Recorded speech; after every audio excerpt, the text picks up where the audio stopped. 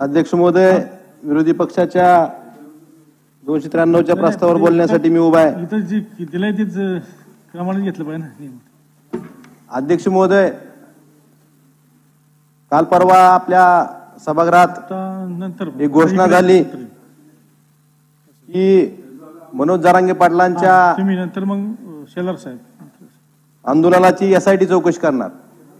अध्यक्ष महोदय, नाही तुम्ही नाही, मला आपल्याला सांगायचं, आपल्या माध्यमातून सभागृहाला सांगायचंय, एक इकडे एक तिकडे, ती चौकशी करण्याआधी जे आंदोलन ज्या गोष्टीमुळे सुरू झालं किंवा ज्या गोष्टीमुळे चर्चेत आलं ते आंतरवली सराटीमध्ये आमच्या आया बहिणीवर जो लाठीचार्ज झाला तो कुणाच्या आदेशाने झाला याची एसआयटी चौकशी झाली पाहिजे. अध्यक्ष महोदय, आता इकडे या. एवढ्या छोट्याशा गावात एक आंदोलन शांततेने चालू असताना त्या ठिकाणी शेकडो पोलीस कुणाच्या आदेशाने गेले, त्यांना आदेश लाठीचार्ज करायचे कुणी दिले, त्या ठिकाणी हरिपाठ चालू असताना लाठीचार्ज करायचा आदेश कुणी दिला त्याची एसआयटी चौकशी झाली पाहिजे.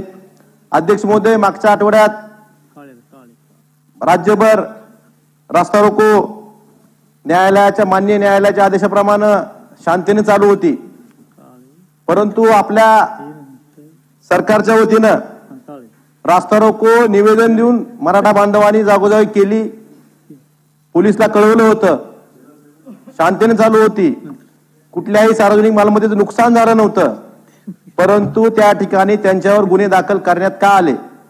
अध्यक्ष महोदय, रास्ता रोको हे बऱ्याच ठिकाणी वेगवेगळ्या माध्यमात वेगवेगळे आंदोलन होतात, पण त्या ठिकाणी कुठेही गुन्हे दाखल होत नाहीत, परंतु त्या ठिकाणी गुन्हे दाखल का करण्यात आले? अध्यक्ष महोदय, आमच्या धाराशिव जिल्ह्यामध्ये तर रास्ता रोको परवानगी घेऊन करणाऱ्या रास्ता रोको आंदोलकावर 353 सारखे गुन्हे दाखल झालेत. अध्यक्ष महोदय, हे कोणाच्या सांगण्यावरून होत आहे?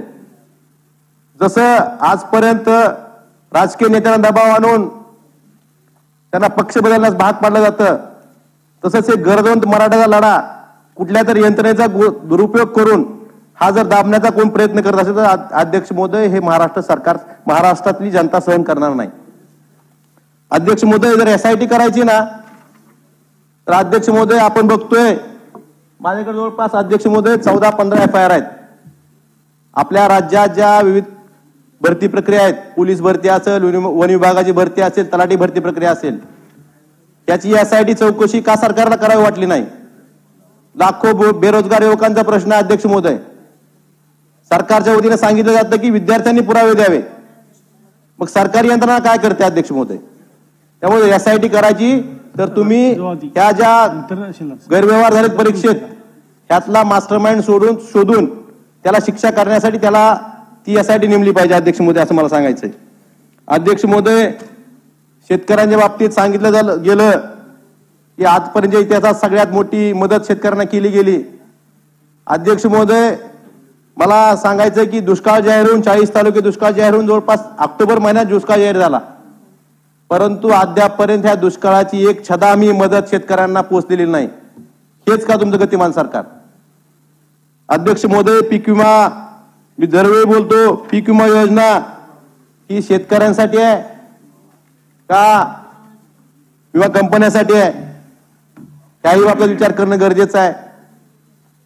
अध्यक्ष महोदय, आपल्या राज्यातल्या 1 रुपयात पीक विमा योजनेचा सरकार खूप मोठ्या प्रमाणात गवगावा करतं.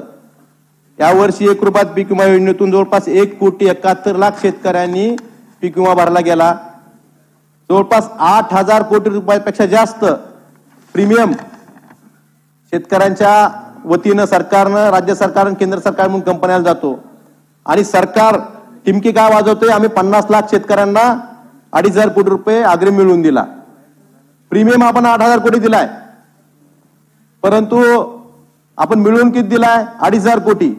अध्यक्ष महोदय, जवळपास म्हणजे शेतकऱ्यांना प्रीमियम जास्त, कंपन्याला प्रीमियम जास्त देतो आपण आणि त्यांच्या विमा कंपन्यांकडून पैसे देताना कंपन्या नेहमीच, या ठिकाणी दादा भुसे साहेब बसलेले आहेत, त्यांनी कृषी खातं सांभाळले, त्यांना अनुभव आहे, त्यांनी विचार केला होता की कंपनी विमा योजना बदलून आपल्याला दुसरी एखादी योजना आणता येते का, परंतु तसं न होता आपण कंपन्याची कशी भरती होईल त्या बाबतीत आपण बघतोय.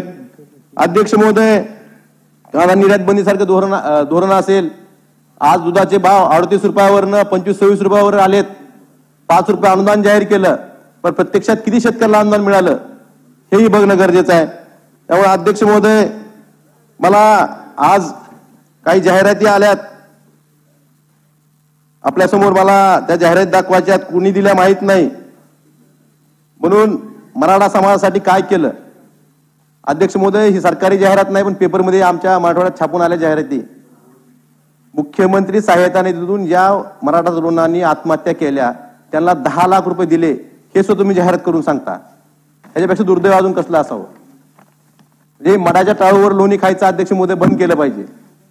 अध्यक्ष महोदय, कोळी समाजाच्या बाबतीत सुद्धा, अनुसूचित जमातीच्या बाबतीत आमच्याकडे मराठवाड्यात मोठ्या प्रमाणात कोळी समाज आहे, जी रक्तसंबंधातल्या निकषावर जात वैधता प्रमाण तर बाकीच्या जे अनुसूचित जातीला, विमुक्त जातीला, भटक्या जातीला, इतर मागासवर्गीयाला जशा मिळतात त्याच पद्धतीनं अनुसूचित जमातीला सुद्धा मिळावी अशी मागणी कोळी बांधवांची अनेक वर्षापासून आहे. अध्यक्ष महोदय, याबाबत एक उपसमिती नेमलेली आहे. त्या उपसमितीने सुद्धा कुटुंबातील किंवा रक्तसंबंधातील अनुसूचित जमातींना सुद्धा तो नियम लागू करावा, त्यासाठी शासनानं काम करणं गरजेचं आहे. अध्यक्ष महोदय, मला आपल्याला एवढंच सांगायचंय की सोयाबीनचे भाव असतील, कापसाचे भाव असतील, हे सध्या हमी भावापेक्षा कमी आलेले आहेत. शेतकऱ्याचं उत्पन्न दुप्पट करायचं तर लांबच राहिलं, परंतु शेतकऱ्याचं उत्पादन खर्च दुप्पट ह्या मागच्या 10 वर्षा काळात झालेला आहे. त्यामुळं मी या प्रसंगी आपल्याला एवढंच सांगतो की शेतकऱ्यांना 6,000 दिले, राज्याचे 6,000, केंद्राचे 6,000, हे करण्यापेक्षा त्यांच्या कुठल्याही उत्पन्नावर निर्बंध घालू नका. त्यांना मोकळ्यापणे शेती उत्पादन विकू द्या, तरच शेतकरी खरा सुखी होईल. आणि अध्यक्ष महोदय, महाराष्ट्र आपला देशातला सगळ्यात जास्त शेतकरी आत्महत्या असलेला राज्य म्हणून आपलं ओळख चाललंय. ही आपल्या राज्यासाठी दुर्दैवाची गोष्ट आहे. ही थांबवण्यासाठी आपण शेतकऱ्यांना मदत